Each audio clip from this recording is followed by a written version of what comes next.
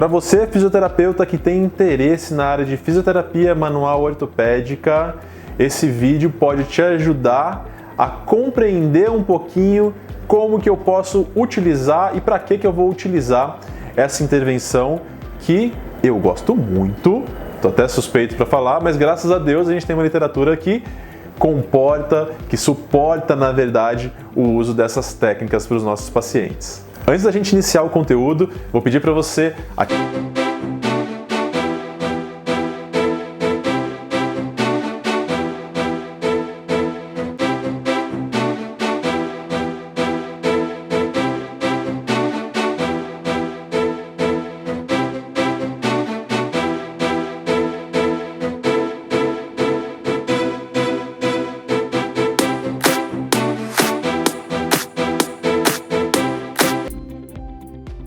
Normalmente, meus alunos ficam em dúvida em como ele pode pensar para realmente utilizar uma intervenção manual.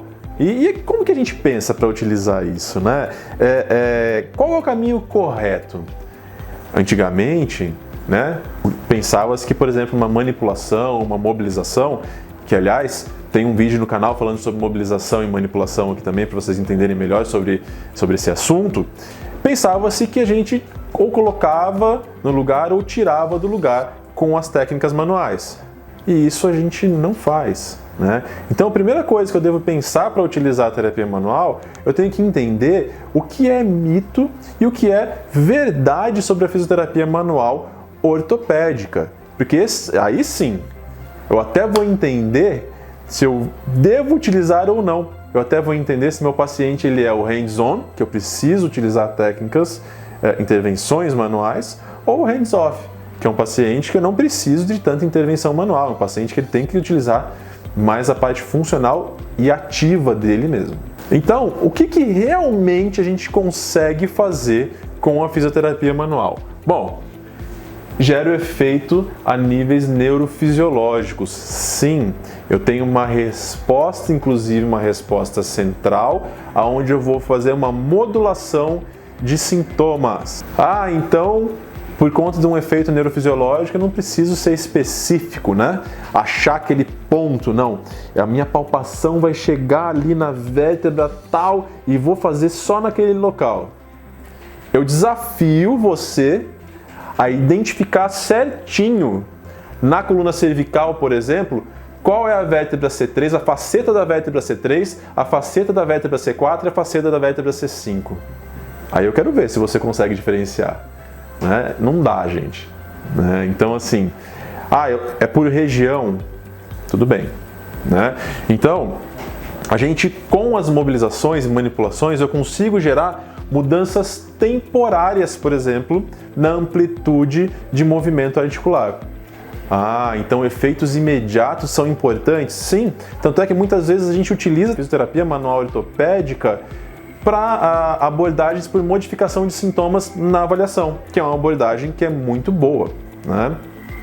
O que mais? A gente consegue identificar e direcionar uma força específica na região que a gente quer mobilizar? Consegue.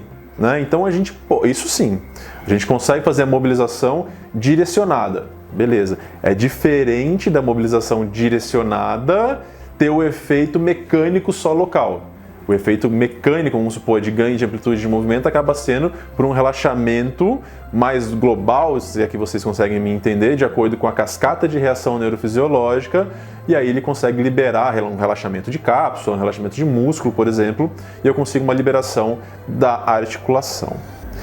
Beleza. O que a gente não faz então com a fisioterapia manual ortopédica?